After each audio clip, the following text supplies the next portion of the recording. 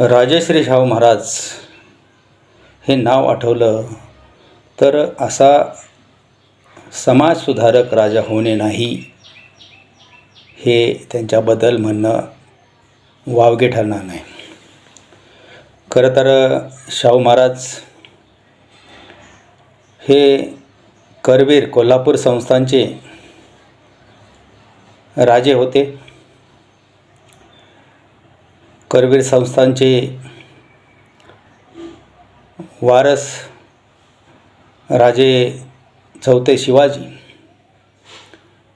हे निपुत्रक वारले आणि मग त्यांच्या पत्नी आनंदीबाई यांनी कंपनी सरकारच्या माध्यमातून राज्यकारभार सुरू केला. परंतु राजाला वारस असणं ही रयतेची गरज होती आणि संस्थानाची गरज होती. म्हणून कागलच्या जयशिवराव घाटगे आणि राधाबाई यांच्या पोटी 26 जून 1874 रोजी जन्मलेल्या यशवंतरावांना कोल्हापूरच्या गादीवर बसवलं आणि त्यांचं नाव शाहूराजे ठेवलं. या शाहूराजांना आपल्या मातेने चांगल्या प्रकारचं शिक्षण दिलं. राजकोट आणि धारवाड या संस्थानिक आणि राजघराण्यातील विद्वान लोकांना शिकवणाऱ्या शाळेमध्ये त्यांचं राजकीय, सामाजिक, शैक्षणिक सर्व प्रकारचं शिक्षण दिलं गेलं. आणि राजश्री शाहू महाराज रितसर गादीवर बसले. साधारण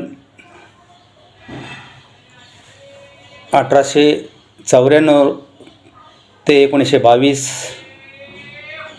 या कालावधीमध्ये राजश्री शाहू महाराजांनी जे अलौकिक असं संस्थानामध्ये काम केलं त्याची संपूर्ण जगाने नोंद घेतली. नव्हे तर संपूर्ण भारतासह जग त्यांना अनुसरत आहे. महाराजांनी राज्यकारभार हाती घेतल्यानंतर संस्थानाचा दौरा केला. संस्थानात त्यांनी जाऊन पाहिलं तर दारिद्र्य खूप होतं. लोकांची घरं नीट नव्हती, कपडा अंगावर नीट नव्हता, खायला प्यायला नव्हतं. लाचार पद्धतीने लोक राहत होते.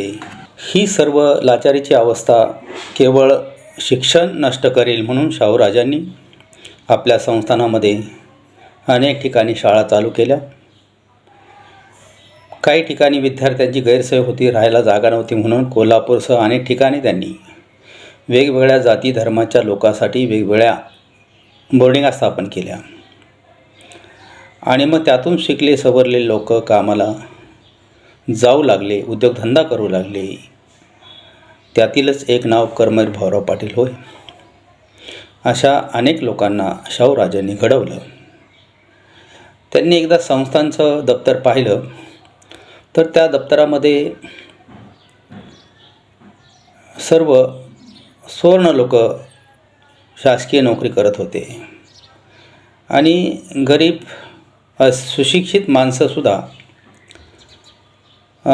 चाकरी काम, चतुर्थ श्रेणीचं काम करत होते, मोलमजुरीचं काम करत होते. त्यांना खटकलं आणि मग त्यांनी 26 जुलै 1902 साली शाहूराजांनी आपल्या संस्थानामध्ये आरक्षणाची घोषणा केली. नव्हे तर करवीर गॅजेटमध्ये तशी नोंद करून ते सर्व संस्थानाला लागू केलं. हे लागू केल्यानंतर मात्र सुवर्ण मात्र भडकले. संस्थानामध्ये शाहूराजांच्या विरोधात रान उठवलं की राजांनी हे बरोबर केलं नाही, धर्माच्या विरुद्ध काम केलं आहे. असंच एकदा सांगली संस्थानचे राजे पटवर्धन त्यांच्या वकिलासह शाहूराजांना भेटायला आले आणि म्हणायला लागले की महाराज, तुम्ही हे काम बरोबर केलं नाही, तुमचा आदेश दुरुस्त करा. त्याच त्या महाराज त्यांना म्हटले, चला माझ्यावर जरा घोड्याच्या बागेत जाऊ. घोड्याच्या बागेत सर्वांना नेलं आणि नोकराला सांगितलं की बागेतले सर्व एक पोतं हरभऱ्याचा सोड आणि सर्व घोडे एकाच वेळेस सोड.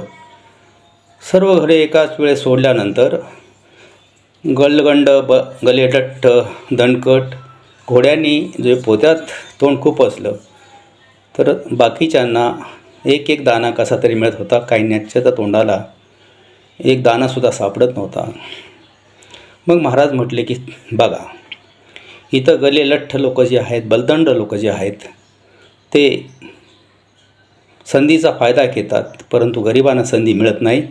म्हणूनच या संधीचं सोनं करण्यासाठी, सर्व रयतेला सुखी करण्यासाठी मी हा 50% आरक्षणाचं धोरण स्वीकारलं आहे. आपण त्याचं स्वागत करा, नव्हे तर संस्थानात त्याचे अंमल करा. अशा अर्थाने शाहू महाराजांनी जे आरक्षणाचं धोरण स्वीकारलं ते भारत सरकारने स्वीकारलेलं आहे. त्यांच्या इतकं जवळजवळ 52% आरक्षण दिलेलं आहे. भारताचे पंतप्रधान विश्वनाथ प्रताप सिंग यांनीसुद्धा हे धोरण अवलंबलं. पण आपले बहुजन बांधव, मागासवर्गीय बांधव मंडलच्या विरोधात उभे राहिले आणि कमंडलच्या पाठीमागे राहिले. त्यांचा बुद्धिभेद केला गेला. तसं जर झालं नसतं तर आज लाखोच्या संख्येने आरक्षणासाठी ओबीसी समाज, इतर समाज रस्त्यावर उतरतो, ते झालं नसतं.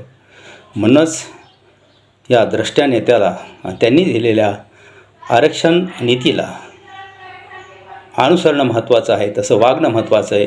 राज्यकर्त्यांनी त्यांच्याकडून धडा घ्यावा आणि जनतेने, तमाम बहुजनाने त्यांच्याकडून धडा घ्यावा आणि आत्ताचं जे आरक्षण आहे ते शिस्तीने घ्यावं, योग्य पद्धतीने घ्यावं, अन्यायकारक होऊ नये. एवढं बोलून मी पुन्हा राजश्री शाहू महाराजांना वंदन करून थांबतो. जय भीम, नमो बुद्धाय. आपल्या समाज टीव्हीला सबस्क्राईब करा आणि बेल आयकॉन दाबा.